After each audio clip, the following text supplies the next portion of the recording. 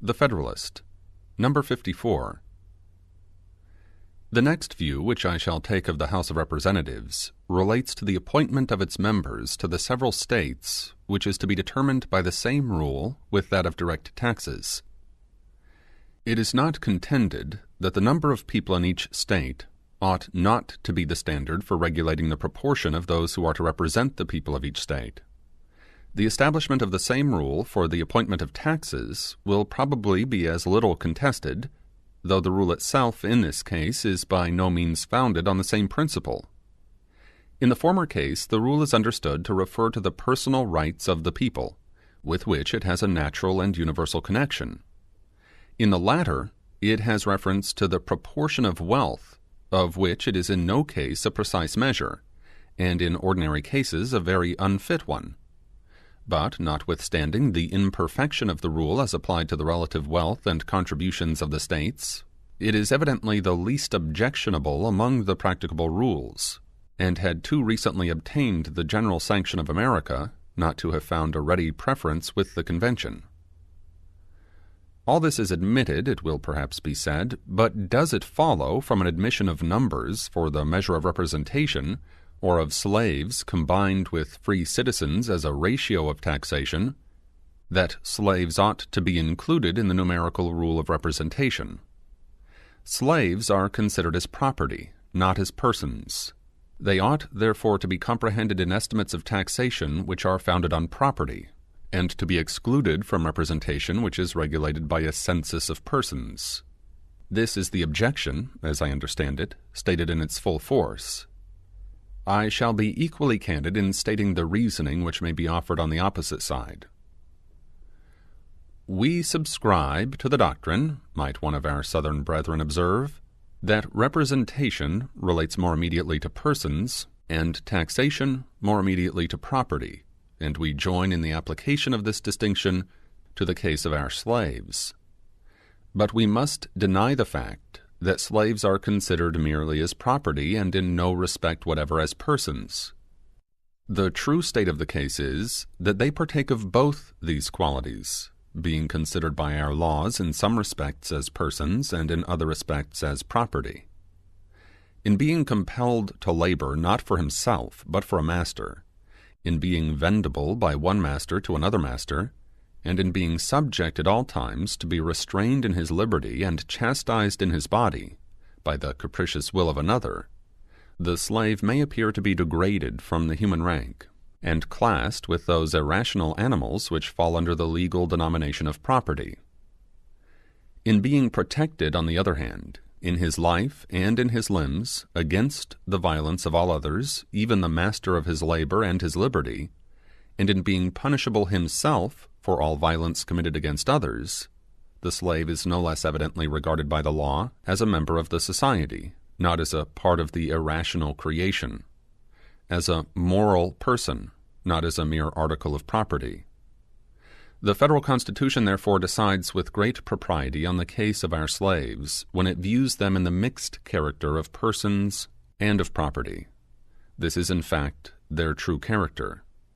It is the character bestowed on them by the laws under which they live, and it will not be denied that these are the proper criterion, because it is only under the pretext that the laws have transformed the Negroes into subjects of property that a place is disputed them in the computation of numbers, and it is admitted that if the laws were to restore the rights which have been taken away, the Negroes could no longer be refused an equal share of representation with the other inhabitants.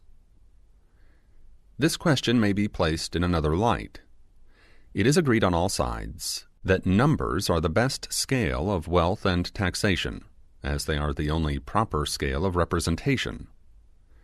Would the convention have been impartial or consistent if they had rejected the slaves from the list of inhabitants when the shares of representation were to be calculated, and inserted them on the lists when the tariff of contributions was to be adjusted?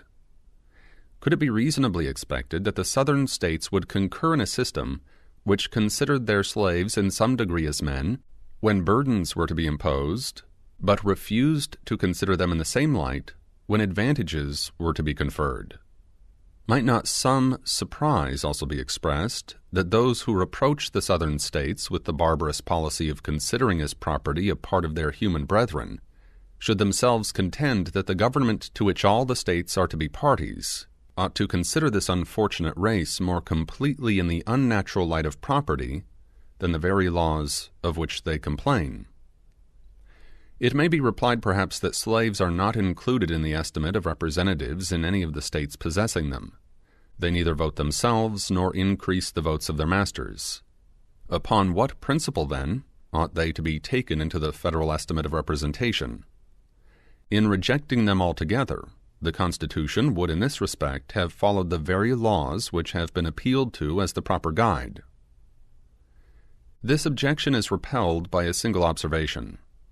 It is a fundamental principle of the proposed Constitution that as the aggregate number of representatives allotted to the several states is to be determined by a federal rule founded on the aggregate number of inhabitants, so the right of choosing this allotted number in each state is to be exercised by such part of the inhabitants as the state itself may designate.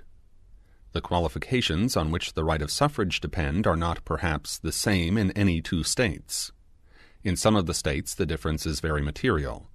In every state a certain proportion of inhabitants are deprived of this right by the constitution of the state, who will be included in the census by which the federal constitution apportions the representatives. In this point of view the southern states might retort the complaint by insisting that the principle laid down by the convention required that no regard should be had to the policy of particular states towards their own inhabitants, and consequently that the slaves as inhabitants should have been admitted into the census according to their full number, in like manner with other inhabitants who, by the policy of other states, are not admitted to all the rights of citizens. A rigorous adherence, however, to this principle is waived by those who would be gainers by it. All that they ask is that equal moderation be shown on the other side. Let the case of the slaves be considered, as it is in truth, a peculiar one. Let the compromising expedient of the Constitution be mutually adopted, which regards them as inhabitants, but as debased by servitude below the equal level of free inhabitants, which regards the slave as divested of 2/5 of the man. After all, may not another ground be taken on which this article of the Constitution will admit of a still more ready defense?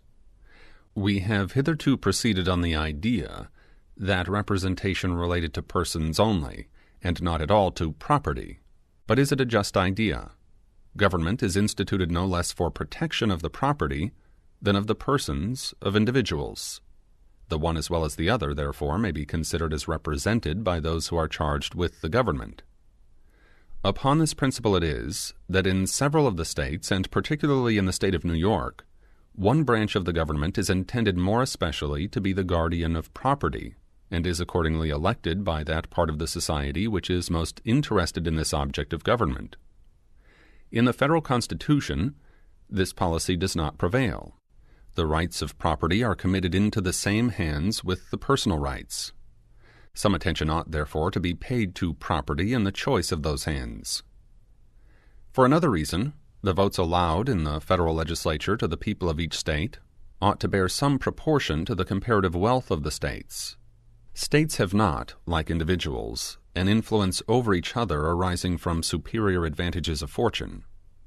If the law allows an opulent citizen but a single vote in the choice of his representative, the respect and consequence which he derives from his fortunate situation very frequently guide the votes of others to the objects of his choice, and through this imperceptible channel the rights of property are conveyed into the public representation.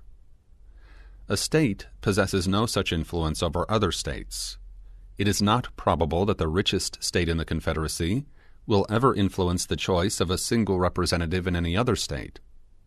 Nor will the representatives of the larger and richer states possess any other advantage in the federal legislature over the representatives of other states than what may result from their superior number alone. As far, therefore, as their superior wealth and weight may justly entitle them to any advantage, it ought to be secured to them by a superior share of representation. The new Constitution is in this respect materially different from the existing Confederation as well as from that of the United Netherlands and other similar confederacies. In each of the latter, the efficacy of the federal resolution depends on the subsequent and voluntary resolutions of the states composing the Union. Hence the states, though possessing an equal vote in the public councils, have an unequal influence corresponding with the unequal importance of these subsequent and voluntary resolutions.